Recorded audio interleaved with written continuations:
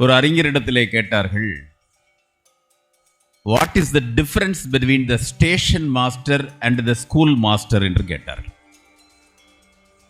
அந்த அறிஞர் சொன்னார், த station master minds the trains, the school master trains the minds என்று அவர் குறிப்பிட்டார். மனங்களை பக்குவப்படுத்துவதைத்தான் கல்வியும் செய்கிறது, வாசிப்பும் செய்கிறது. மனம் பக்குவப்பட வேண்டும் என்று நாம் நினைக்கிறோம். சகோதரி அறிமுகப்படுத்தியதைப் போல நான் ஒரு பள்ளிக்கூடம் வைத்திருக்கிறேன். நான் பள்ளிக்கூடத்தை மாடியிலிருந்து இந்த மாணவர்கள் வெளியேறுவதை நான் பல முறை நின்று ரசித்திருக்கிறேன். இப்போது தடை செய்யப்பட்ட பஞ்சு மிட்டாய்களை ஒருவர் விற்று கொண்டிருப்பார். மாணவர்கள் வெளியே வருகிற போது ஓடி வந்து அந்த பஞ்சு மிட்டாய்களை ஒவ்வொருவராக அவங்க அம்மாட்ட கேட்டு அப்பாட்ட கேட்டு வாங்கி அதை சுவைக்கிற போது அவங்களுக்கு ஒரு பெரிய மகிழ்ச்சி இருக்கும். வெளியே ஓடி வருகிற மாணவர்களுக்கு கையில் ஒரு பஞ்சு மிட்டாய் இருந்தால் ஏதோ சொர்க்கத்துக்கு இடம் பிடித்ததை போல ஒரு மகிழ்ச்சி அடைவார்கள். என்னுடைய பள்ளிக்கூட மாடியிலிருந்து நான் என்ன சிந்திப்பேன் என்றால், இந்த பஞ்சு மிட்டாய் தருகிற மகிழ்ச்சியை ஏன் இந்த கல்வி தரவில்லை என்று நான் யோசிப்பேன். காரணம் என்னவென்று கேட்டால், இந்த கல்வியை அவர்கள் எதை நோக்கி நாம் கல்வியை எடுத்து போகிறோம் என்று அவர்கள் யாரும் நினைப்பதில்லை. 1947 வெறும் 8 பல்கலைக்கழகங்கள் இருந்தன இந்தியா சுதந்திரம் அடைந்த போது. இப்போது இருக்கிற பல்கலைக்கழகங்களுடைய எண்ணிக்கை கிட்டத்தட்ட 1200 பல்கலைக்கழகங்கள், டீம்டு யூனிவர்சிட்டி எல்லாம் சேர்த்து இருக்கிறது. இந்தியா சுதந்திரம் அடைந்த போது இந்தியாவில் இருக்கிற கல்லூரிகளுடைய எண்ணிக்கை ஒரு 400. இப்போது இருக்கிற கல்லூரிகளுடைய எண்ணிக்கை 40,000. கல்வி அவ்வளவு வளர்ந்திருக்கிறது. எல்லோரும் கல்வி சாலைகளை நோக்கி நாம் வந்துவிட்டோம். கல்வி இல்லாத பெண்கள் மட்டுமல்ல, கல்வி இல்லாத ஆண்களும் கலர் நிலம் என்பதை இப்போது நிரூபிக்கிற மாதிரி கல்வி பரவலாக எல்லாரிடத்திலுமே இருக்கிறது. இந்த கல்வியில் படிக்கிற படிப்பு போதுமா? இது போதுமானதாக இருக்கிறதா என்று நாம் யோசித்து பார்க்கிறோம். அதனால்தான் இந்த வாசிப்பை அதில் இணைத்திருக்கிறோம். படித்தவர்களை நம்ம ஆங்கிலத்தில் லிட்ரேட் என்று அவர்கள் குறிப்பிடுவார்கள். படிக்காதவங்களை இல்லிட்ரேட் அப்படின்னு நம்ம சொல்லுவோம். நான் ஒரு மேடையில் நான் குறிப்பிட்டேன், literate or illiterate, illiterate or literate என்று நான் குறிப்பிட்டேன். இது குழப்பமாக இருக்கிறது, என்ன என்று கேட்டார்கள். கி ராஜநாராயணன் பள்ளிக்கூடத்துக்கு போகல, நம்முடைய பாஷையில் அவர் இல்லிட்ரேட். ஜெயகாந்தன் பள்ளிக்கூடத்துக்கு போகல, கண்ணதாசன் பள்ளிக்கூடத்துக்கு போகல, மேலாண்மை பொன்னுச்சாமி பள்ளிக்கூடத்துக்கு போகல. இவங்கெல்லாம் கல்வியினுடைய வாசனையை இவர்கள் பெற்றதில்லை. ஆனால் கீராவை தெரியாதவர்கள், ஜேகேயை தெரியாதவர்கள், மேலாண்மை பொன்னுச்சாமியை அறியாதவர்கள், கண்ணதாசனை கேட்காதவர்கள் எல்லாம் படித்தவர்களா என்று கேட்டால் இல்லை. பள்ளிக்கூடத்திற்கு போகாமல் கல்விக்கு போகாதவர்கள் எல்லாம் படித்து கொண்டே இருந்தார்கள். ஏதோ ஒன்றை வாசித்து கொண்டே இருந்தார்கள். அப்ப இவ்வளவு வாசிப்பின் மூலமாகத்தான் ஒரு பெட்டிக்கடை வைத்திருந்த மேலாண்மை பொன்னுச்சாமி சாகித்ய அகாடமி விருது பெறுகிறார். கண்ணதாசன் அவருடைய ஊரிலே இருக்கிற எந்த பள்ளிக்கூடத்திற்கும் போனதில்லை. கண்ணதாசன் அவ்வளவு பாடல்களை எழுதினார். எப்படி எழுதினீங்க என்று கண்ணதாசனை கேட்டப்ப, சாப்பாட்டுக்கு சிரமப்பட்ட காலங்களில் மெரினா கடற்கரையில் மணலில் படுத்துக்கிட்டு வானத்தை பார்த்து அன்னைக்கு யோசிச்சதை இன்னைக்கு காசாக்கிக்கிட்டு இருக்கேன் என்று கண்ணதாசன் சொன்னார். கி ராஜநாராயணன், நீங்கள் மழைக்கு கூட நான் பள்ளிக்கூடத்து பக்கம் ஒதுங்கினது இல்லை, அப்படியும் ஒரே ஒரு நாள் மழைக்கு நான் பள்ளிக்கூடத்து பக்கம் ஒதுங்கின போது பள்ளிக்கூடத்தையே பார்க்காமல் மழையே பார்த்து கொண்டிருந்தேன் என்று கி ராஜநாராயணன் சொல்றார். அப்ப எங்கே போய் நிற்கிறது கல்வி என்றால் வாசிப்பதில் இருக்கிறது. என்ன வாசிக்க வேண்டும், எப்படி வாசிக்க வேண்டும்? ஒரு காலத்தில் நம்ம அறிவொளி இயக்கம் பற்றி நாம் பேசணும். படிக்காதவங்களை பூரா போய் படிங்க படிங்க படிங்க என்று சொன்னோம். இன்னைக்கு என்ன சூழல்னா, படித்தவங்களையெல்லாம் பார்த்து படிங்க படிங்க படிங்க என்று சொல்ல வேண்டிய ஒரு சூழல்ல நாம இருக்கோம். அப்ப படித்தவர்கள் படிக்க வேண்டும். என்ன படிக்கணும், எப்படி படிக்கணும்? ரவி சுப்பிரமணியன் சொன்னார் திரிலோக சீதாராம் பற்றி. எம்.வி. வெங்கட்ராமன் பற்றி அவ்வளோ பெரிய நூலை அவர் உருவாக்கி இருக்கிறார். எம்.வி. வெங்கட்ராமனுடைய அனைத்து சிறுகதைகளையும் ஒரு 3 மாதங்கள் தொகுத்து எல்லா இடங்களுக்கும் போய் அவருடைய கதைகளை ஆவணப்படுத்தி இருக்கிறார் ரவி சுப்பிரமணியன். அது மட்டுமல்ல, எம்.வி. வெங்கட்ராமனை பற்றி இந்திய இலக்கிய சிற்பிகள் வரிசையிலே சாகித்ய அகாடமியிலே ஒரு நூலை அவர் போட்டிருக்கிறார். கலியமூர்த்தி அவர்கள் தன்னுடைய உரையிலே அவ்வளவு கவிதைகளை எந்த குறிப்பும் இல்லாமல் குறிப்பிட்டார். எப்படி? அவ்வளவு கவிதைகளையும் அவர் உள்வாங்கி இருக்கிறார். அவ்வளவு கவிதைகளையும் உள்வாங்கி இருக்கிற காரணத்தினால்தான் அவரால் அதை வெளிக்கொண்டு வர முடிகிறது. அந்த கவிதைகள் அவரை பாதித்திருக்கிறது. ஒரு எழுத்து ஒருவரை பாதிக்க வேண்டும். மலேசியாவில் அவ்வளவு தோட்ட தொழிலாளர்கள் இருக்கிறார்கள். மலேசியாவில் இருக்கிற தோட்ட தொழிலாளர்களுக்கு உரிமை கிடைக்கவில்லை. அங்க இருக்கிற தமிழர்கள் சிரமப்படுகிறார்கள். மலேசியாவில் இருக்கிற எழுத்தாளர் கவிஞர் புண்ணியவான் என்பவர் என்ன எழுதுகிறார் என்றால், அவன் நட்டு வைத்த மரங்களெல்லாம் நிமிர்ந்து விட்டன, நடுவதற்காக குனிந்த அவன் இன்னும் நிமிரவே இல்லை என்று ஒரு கவிதை எழுதினார். அப்ப மனதை ஏதோ ஒன்று செய்ய வேண்டும், வாசிப்பு ஏதேனும் ஒன்றை செய்ய வேண்டும். அப்ப ஏன் இவ்வளவு படிக்கிறோம்? திருச்சியில் அவர் சொன்னதை போல மாயூரம் வேதநாயகம் பிள்ளை இங்கே தான் இருந்தார். தமிழினுடைய முதல் நாவலை பிரதாப முதலியார் சரித்திரத்தை எழுதிய மாயூரம் வேதநாயகம் பிள்ளை இங்கே உள்ளவர். அவர் எங்கே பிறந்தார்னு கேட்டிங்கன்னா சுவாரஸ்யமானது. அவர் திருச்சியிலிருந்து மதுரைக்கு ரயிலில் போகிறப்ப குளித்தலை ரயில்வே ஸ்டேஷனில் பிறந்தார். ரயில் அங்கே நிற்கிறப்ப அவர் பிறந்தார். அவருடைய பிறப்பு எங்கன்னு கேட்டால் எப்படி குளித்தலையில் பிறந்திருப்பாருன்னு தேடி பார்த்தா ரயில் பயணத்தில் அவங்களுக்கு பிரசவம் ஆயிருக்கு. அந்த மாயூரம் வேதநாயகம் பிள்ளை இங்கே திருச்சியில் இருந்த நீதிமன்றத்தில் அவர் ஒரு ஆவண காப்பாளராக அங்கே இருந்தார், மொழிபெயர்ப்பாளராக இருந்தார். அதற்கு பிறகு தரங்கம்பாடியில் முன்சிப் கோர்ட்டு அந்த நீதிபதியாக இருந்தார்.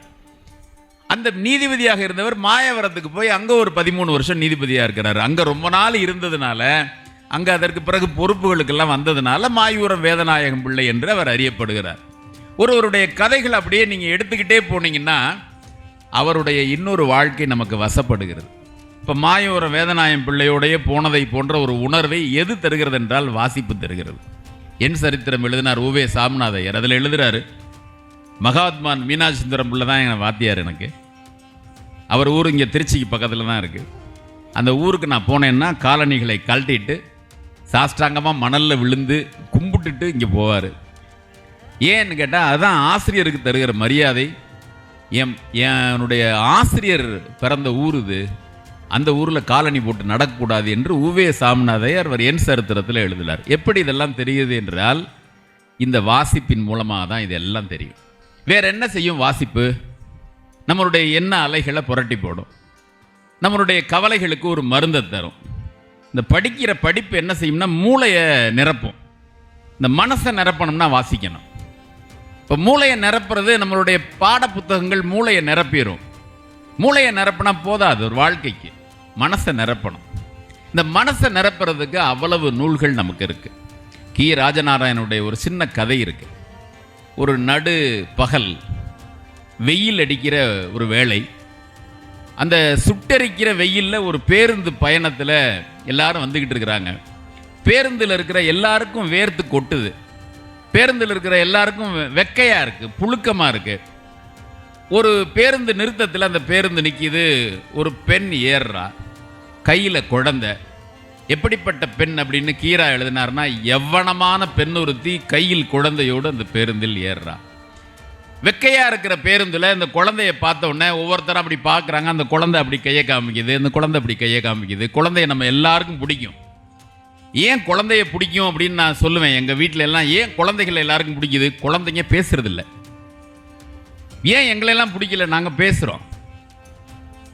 குழந்தைங்க எல்லாருக்கும் பிடிக்கும். பஸ்ஸில் எல்லாரையும் கையை பார்த்து காமிக்குது. அது ஈன்னா இதுவும் ஈங்குது, இது கையை காமிச்சு அதுவும் கையை காமிக்குது. எல்லாரும் குதூகலமாயிடுறாங்க, வெக்க பறந்துடுது. அப்படியே மகிழ்ச்சியாக அந்த பேருந்து பயணம் போய்கிட்டே இருக்கு. ஒவ்வொருத்தர் இந்த குழந்தைய பார்த்து ஒவ்வொரு மொழியில் பேசுகிறாங்க. அந்த குழந்தையும் அதுக்கு அப்படியே பிரதிபலிக்குது எல்லாற்றையும். அந்த பயணம் எல்லாருக்கும் ரொம்ப இனிமையான பயணமாக இருக்குது. அந்த வெயில் தெரியலை, வெப்பம் தெரியலை, வெக்க தெரியலை, அந்த சூடு தெரியலை, அந்த களைப்பு தெரியலை. அந்த பேருந்து பயணம் இனிமையாக போயிட்டு இருக்கு. அடுத்த பேருந்து நிறுத்தம் வருது. மீண்டும் அந்த பெண்மணி, யவ்வனமான பெண் ஒருத்தி குழந்தையோட அந்த பேருந்து நிறுத்தத்தில் இறங்கிடுறாங்க. மீண்டும் பேருந்து போகுது. கீரா எழுதுறாரு, மீண்டும் வெக்கையோடு, மீண்டும் அதே களைப்போடு, மீண்டும் அந்த வெயிலுடைய வெப்பை தாங்காமல் போயிட்டு இருக்கு பேருந்துன்னு எழுதுறார். ஒரு வாழ்க்கையில் வாசிப்பு என்பது இந்த கை குழந்தையோட ஏறுறது மாதிரி தான்.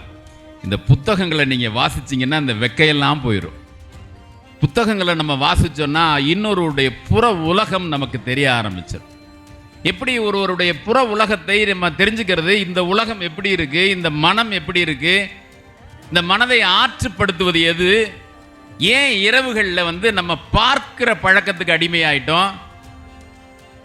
வெறும் 40-45 வருடங்கள் ஆச்சு மொபைல் ஃபோன் கண்டுபிடிச்சு. இந்த ஃபோன் இல்லாமல் நம்மளால் இருக்க முடியாதா? இருக்கலாம். நிறைய பேர் அப்படி இருக்கிறாங்க.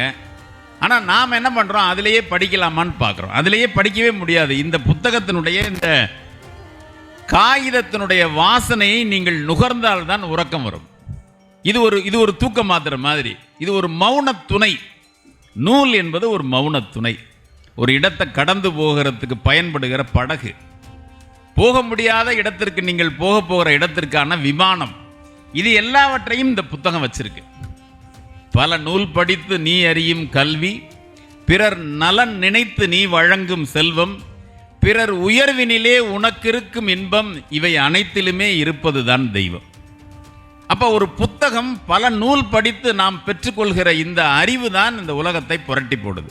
நீங்கள் நல்லா யோசிச்சு பார்த்தீங்கன்னா, உலகத்தின் புரட்சியாளர்கள் தங்களுடைய வாழ்க்கையில் அதிக நேரங்களை வாசிப்புக்கு பயன்படுத்தியவராக இருப்பார்கள். 18 மணி நேரம் 19 மணி நேரம் காரல் மார்க்ஸ் படித்ததாக நாம் படிக்கிறோம்.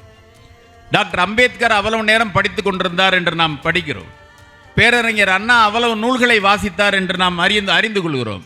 ஜவஹர்லால் நேரு அவ்வளவு புத்தக நேசர் என்பதை அவருடைய வரலாறு மூலமாக நாம் தெரிஞ்சுக்கிறோம். 40 வருடங்கள் கடிதம் எழுதியிருக்கிறார் தன் மகளுக்கு. தொடர்ந்து 40 வருடங்களாக அவர் எழுதிய கடிதங்கள் தான் கடித இலக்கியத்தில் இந்தியாவினுடைய வரலாறை தன் மகளுக்கு எடுத்து சொன்ன விதத்தில் கடிதம் எழுதியிருக்கிறார். நாம் காலம் தொலைத்த கலைகளில் கடித கலை கவலைக்குரியது. நாம் எழுதுறதில்லை யாரும்.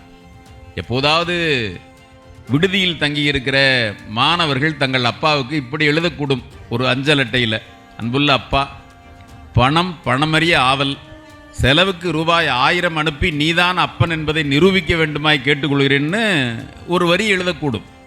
வேறு கடிதங்களை நாம் எழுதலை. கி ராஜநாராயணன் அவர்களுக்கும் கு அழகிரிசாமிக்கும் நிகழ்ந்த கடித போக்குவரத்து என்கிற அந்த புத்தகத்தை நீங்கள் அவசியம் வாசிக்கணும். கு அழகிரிசாமி கீராவுக்கு எழுதுறாரு, என்னையா அந்த புத்தகங்கள் இவ்வளவு மாயத்தை நிகழ்த்துது, என்னையா அந்த புத்தகங்கள் புதிய உலகத்துக்கு நம்மளை கூட்டு போகுது, என்னையா இந்த புத்தகங்கள் இவ்வளவு அற்புதங்களை நிகழ்த்துது, இப்படியெல்லாம் அழகிரிசாமி கீராவுக்கு தன்னுடைய கடிதத்தில் எழுதுறாரு. 2 பேருடைய கடிதங்களையும் தொகுத்து பார்த்தா ஒரு இலக்கிய ஆவணம் அதிலிருந்து நமக்கு கிடைக்கிறது. எமர்சன் என்கிற அறிஞர் சொல்கிறார், ஆகச்சிறந்த கேளிக்கை, இந்த உலகின் ஆகச்சிறந்த கொண்டாட்டம், மிக அமைதியாக நடந்து கொண்டிருப்பது எது என்று கேட்டால் புத்தக வாசிப்பு தான் அப்படிங்கிறார். புத்தக வாசிப்பு என்பது ஒரு வகையில் கேளிக்கை. புத்தக வாசிப்பு என்பது மௌனமாக நடக்கிற ஒரு கொண்டாட்டம். அந்த வகையில் புத்தகங்களை வாசிக்கிற ஒருவரால் தான் இந்த உலகத்தை நேசிக்க முடியும். புத்தகத்தை வாசிக்கிற ஒருவரால் தான் புற உலகத்தினுடைய செய்திகளை அவர்களால் எடுத்துக்கொள்ள முடியும். உள்ளே இருக்கிற காயங்களுக்கு அதன் மூலமாகத்தான் மருந்தினை போட முடியும். உண்மையான வாசகன் என்பவன் யார் என்று கேட்டால் வாசிப்பையே நிறுத்தாதவன் தான் உண்மையான வாசகன். அவன் ஒருபோதும் வாசிப்பதை நிறுத்துவதில்லை. எனக்கு போதும், நான் முனைவர் பட்டம் வரைக்கும் படிச்சுட்டேன் என்று கல்வி ஒரு கட்டத்தில் நமக்கு நிறுத்திவிடும். ஆனால் வாசிப்பு என்பது நம்மளை ஒருபோதும் நிறுத்தாது. சிந்துபாத் கதையை இன்னும் படிக்கிறவங்க இருக்கிறாங்க. கன்னித்தீவை இன்னும் படிக்கிறவங்க அவ்வளோ பேர் இருக்கிறாங்க. செய்தித்தாளை படிக்கவில்லை என்றால் எனக்கு உறக்கம் வராது என்று சொல்கிறவர்கள் நிறைய பேர் இருக்கிறார்கள். காரணம், புத்தகங்கள் தான் அவர்களுக்கு துணையாக இருக்கிறது. தோன்றா துணையாக இருக்கிற இந்த நூல்களைத்தான் நாம் வாசிப்பதற்கு நூலகங்களை அவ்வளோ வைத்திருக்கிறோம். மாவோ சொல்கிறார், பழங்கால மகா புருஷர்களையெல்லாம் நான் சந்தித்து கை கொடுக்க வேண்டுமென்றால் உடனே கிளம்பி நான் நூலகத்திற்கு போய்விடுவேன் என்று அவர் சொல்கிறார். அப்போ மகா புருஷர்களை சந்தித்து கை கொடுக்க வேண்டுமென்றால் நூலகத்திற்கு தான் போவேன் என்கிறார். கல்கத்தாவிலே பிரம்மாண்டமான நூலகம் இருக்கிறது. 30 ஏக்கரில் இருக்கிறது. 22 லட்சம் அங்கே புத்தகங்கள் இருக்கிறது. அந்த 22 லட்சம் புத்தகங்களை நம்ம போயாவது பார்க்கலாமா? புத்தக கண்காட்சிகள் நிறைய நடத்துகிறோம். அந்த புத்தக கண்காட்சி எல்லாவற்றிலும் இருக்கிற புத்தகங்களை ஒரு முறையாவது பார்த்து விட்டாவது வர முடியுமா? அங்கே இருக்கிற பதிப்பாளர்கள் சொல்லுவாங்க, நீங்கள் வாங்க வேண்டாம், பார்த்துட்டு போங்க அப்படிப்பாங்க. ஒரு முறை சும்மா எடுத்து பெரட்டிட்டு போங்க என்று அவர்கள் கெஞ்சுவார்கள். ஆனால் எந்த வீட்டில் நூலகம் இருக்கிறதோ அந்த வீடு மேன்மையான வீடாக மதிக்கப்படும். நிறைய வாஸ்து நிபுணர்கள் அதை நாம் வலியுறுத்துவதில்லை. எல்லா வாஸ்து நிபுணர்களும் இங்கே பூஜை அறை இருக்கலாம், இங்கே படுக்கை அறை இருக்கலாம், இது வாயு மூலை, இங்கே அடுப்படி இருக்கலாம் என்று சொல்வார்கள். இந்த இடத்தில் நூலகம் இந்த வீட்டிலே வைக்க வேண்டும், நூலகம் இந்த வீட்டில் இல்லை என்றால் இந்த வீடு உருப்படாது என்று ஒரு வாஸ்து நிபுணரும் நமக்கு சொல்வதே இல்லை. அப்ப நூலகம் ஒரு வீட்டிற்கு எவ்வளவு அவசியமாகிறது என்பதை நாம் பார்க்க வேண்டும். இப்போ பாடப்புத்தகத்தில் இருக்கிற அறிவு என்பது அப்போது இருக்கிற வேலை வாய்ப்புக்கு வழங்கப்படுகிறது. நிறைய பேர் வேலை கிடைத்தவுடன் படிப்பதை நிறுத்தி விடுகிறார்கள். படிப்பதை எப்போதும் நிறுத்தக்கூடாது என்பதற்காகத்தான் இது போன்ற அரங்குகள், இது போன்ற பொழிவுகள், இது எல்லாமே அதற்கு பிறகுதான் நடந்து கொண்டிருக்கிறது. காலம் எல்லாம் இணையதளத்திற்கு வந்து விட்டது. விவசாயி கலப்பை இல்லாமல் கூட வாழ்ந்து விடுவான் போல இருக்கிறது, வைஃபை இல்லாமல் அவன் வாழ மாட்டான் போல இருக்கிறது. விவசாயிக்கு வைஃபை தேவைப்படுகிறது. கலப்பை என்ன ஆயிற்று? கலப்பைக்கு நான் ஓய்வு கொடுத்து விட்டேன், வைஃபையில் என்னுடைய வாழ்க்கை நடக்கிறது அப்படிங்கிறான். ஆணும் பெண்ணும் இல்லாத உலகத்தை கூட உங்களால் கற்பனை செய்து பார்க்க முடியும். ஆன்லைனும் பென்டிரைவும் இல்லாத உலகத்தை உங்களால் கற்பனை செய்தே பார்க்க முடியாது. அப்ப அப்படிப்பட்ட ஒரு இணையதளத்தில் நாம் இருக்கிற போது எப்படியெல்லாம் இருக்க வேண்டும் என்று நாம் பார்க்கிறோம். அப்ப புத்தகங்களை வாசிப்பதற்கு இந்த குழந்தைகளுக்கு முதலில் கற்றுக் கொடுக்க வேண்டும். புரியுதோ புரியவில்லையோ, ஏதேனும் புத்தகங்களை எடுத்து பெரட்ட முடியுமா என்று அந்த குழந்தைகளுக்கு கற்றுத்தர வேண்டும். குழந்தைகளிடத்தில் நீ அப்படி வர வேண்டும், இப்படி வர வேண்டும், அதுவாக வர வேண்டும், இதுவாக வர வேண்டும் என்றெல்லாம் நிறைய நாம் அடுக்கி வைக்கிறோம். ஆனால் அது அல்ல. புத்தகங்களை அவன் இருக்கிற மேசை மீது பரப்பி வைத்தால் எதை எடுத்து அவன் ஆர்வமாக படிக்கிறானோ அதுவாக அவன் வந்து கொண்டே இருப்பான். இப்போது புரியவில்லை, அப்போது புரியும். கவிஞர் ராசி பன்னீர்செல்வன் அவர்களோடு நாங்கள் உரையாடி கொண்டு வருகிற போது அவர் ஒரு செய்தியை சொன்னார். 3 முக்கியமான நூல்கள் தமிழுக்கு வந்து 50 ஆண்டுகள் ஆகிறது. 1974 வெளியான 3 நூல்கள். ஒன்று கண்ணீர் பூக்கள், ஒன்று பால்வீதி, கவிக்கோ அப்துல் ரஹ்மான் அவர்களுடைய பால்வீதி, இன்னொன்று கவிஞர் மீராவனுடைய ஊசிகள். அந்த ஊசிகள் வந்தும் கண்ணீர் பூக்கள் வந்தும் மேத்தாவனுடைய கண்ணீர் பூக்கள் வந்தும் அப்துல் ரஹ்மானுடைய பால்வீதி வந்து 50 ஆண்டுகள் ஆகிறது. இன்றைக்கும் நீங்கள் பால்வீதியை எடுத்து படிக்கலாம்.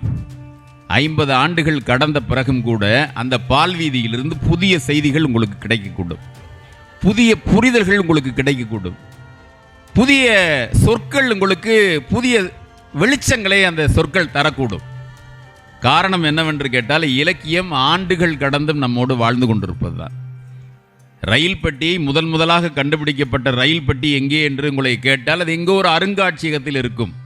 ஆனால் என்றோ எழுதப்பட்ட இலக்கியங்கள் இன்றும் நம்மோடு வாழ்ந்து கொண்டிருப்பது தான் இலக்கியத்திற்கு இருக்கிற பேராற்றல். அந்த பேராற்றலை நமக்குள்ளே கொண்டு வந்து தருவது இந்த நூல்கள். கண்ணீர் பூக்களை படித்து, கண்ணீர் பூக்களை கையிலே வைத்திருந்து, கண்ணீர் பூக்களை கையிலே வைத்திருந்தால் ஒரு பாக்யராஜ் படம் பார்க்கிறவன் மாதிரி, பால்வீதியை கையிலே வைத்திருந்தால் மணிரத்னம் படம் பார்க்கிறவர் மாதிரி. அப்போது நாங்கள் கல்லூரி படிக்கிற காலத்திலே அப்படி நினைத்துக் கொள்வோம். காரணம், பால்வீதியை அவ்வளவு எளிதிலே புரிந்து கொள்ள முடியாது. அதில் இருக்கிற சொற்கள், என்னை கண்டதும் கவிழும் உன் இமைகள் கொசுவலையா மீன் வலையாங்கிறதுக்கு ரொம்ப நாளா வலை போட்டு இதனுடைய அர்த்தத்தை தேடி கண்டுபிடிச்சோம். தெரியல. அதற்கு பிறகு விளக்கங்கள் தருகிற போதுதான் ஆஹா இவ்வளவு அற்புதமான கவிதையா. நேற்று கூட நான் ஒரு கவிதை படித்தேன். ஒரு நண்பர் எழுதியிருந்தார். அந்த இமைகளை விரிக்கிற போது அவள் இமை அசைக்கிறாளா இசையமைக்கிறாளா அப்படின்னு அவர் எழுதியிருந்தார். இந்த இமையை அசைக்கிறப்ப இமை அசைக்கிறாளா இசையமைக்கிறாளா அப்படின்னு அவர் எழுதியிருந்தார். அப்போ அப்துல் ரஹ்மானுடைய எல்லா கவிதைகளும் அப்படி காலப்போக்கத்தில் அப்படியே புரியும் நமக்கு. ஏன் கண்ணில் மைதிட்டலை அப்படின்னு கேட்பா தோழி, கேட்பா. கண்ணில் ஏன் மைதிட்டவில்லையா என்று கேட்கிறாயா தோழின்னு அந்த கவிதையை தொடங்குவார். கண்ணில் ஏன் மைதிட்டவில்லை என்கிறாயா என் தோழி, கண்ணுக்குள்ளே என் காதலர், அவர் முகத்தில் கரி பூசலாமா, என் சூரியன் மீது இருட்டை தடவலாமா, அவரையே தீட்டி அழகு பெற்ற கண்ணுக்கு மையலங்காரம் வேண்டுமா, அவரை வைத்த இடத்தில் வேறொன்றை வைப்பது கற்புக்கு இழுக்கல்லவா, வீட்டுக்குள்ளே அவர் வாசலிலே எதற்கு வரவேற்பு கோலம் என்று இந்த கவிதை நீண்டு கொண்டே போகும். ஒரு மை தானே. அந்த மையிலிருந்து இவ்வளவு பெரிய விவரணையை ஒரு கவிஞனால் எப்படி தர முடியும்? பால்வீதியினுடைய 50வது ஆண்டு, ஊசிகளுடைய 50வது ஆண்டு, கண்ணீர் பூக்களுடைய 50வது ஆண்டு, இதையெல்லாம் பேசி வருகிற போது ராசி பன்னீர்செல்வன் அவர்கள் ஒரு செய்தியை சொன்னார். கண்ணீர் பூக்களை கடந்து நாம் நிறைய கவிதைகளை படைத்து விட்டோம், ஊசிகளை கடந்து பல கவிதைகளை படைத்து விட்டோம். ஆனால் இன்றைக்கும் அப்துல் ரஹ்மானுடைய பால்வீதியை படிக்கிற போது புது புது அர்த்தங்கள் மனதிலே கிளைவிட்டு பரவி ஒரு புதிய சிந்தனைகளை தந்து கொண்டே இருப்பதை என்னால் உணர முடிகிறது என்றவர் சொன்னார். 50 ஆண்டுகள் கடைந்தும் ஒரு இலக்கியம் படிக்கப்படுகிறது என்றால் வாசிப்பு தான் முக்கியம். நிறைய பேரிடம் நான் சொல்லுவேன், இந்த செய்தித்தாளை படித்து விட்டாயா என்று கேட்டால் அவர்கள் சொல்லுவார்கள், இந்த செய்தித்தாளை நான் படிக்கவில்லை, இது பழைய பேப்பர் என்பார்கள். நான் சொல்கிறேன், நீ படிக்காத வரைக்கும் எல்லாம் புது பேப்பர் தானே. இது பழைய புத்தகம் என்பார்கள். நீ படிக்கலைன்னா அது புது புத்தகம் தானே. எதையெல்லாம் நம்ம படிக்கிறோமோ அதெல்லாம் புதிய புத்தகம் தானே.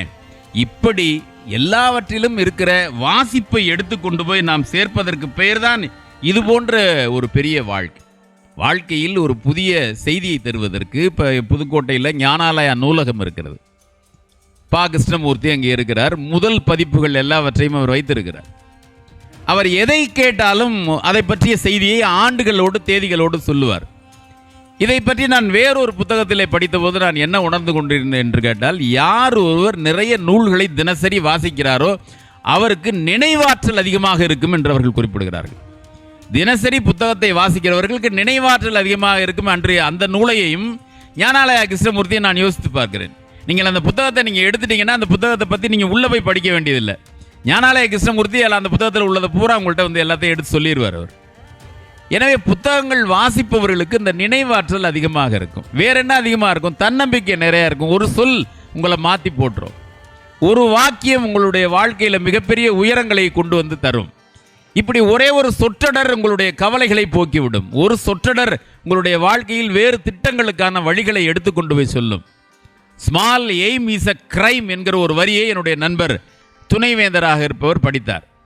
அந்த பல்கலைக்கழகத்தை மாற்றவே முடியாது என்று அவர்கள் சொன்னார்கள். முதலிடத்துக்கு கொண்டு வரவே முடியாது என்று சொன்னபோது என்னுடைய நண்பர் காரைக்குடி அழகப்பா பல்கலைக்கழகத்தினுடைய துணைவேந்தர் சுப்பையா ஒரு ஆங்கில புத்தகத்தை படிக்கிற போது அந்த ஆங்கில புத்தகத்தில் இருந்தது small aim is a crime என்று இருந்தது.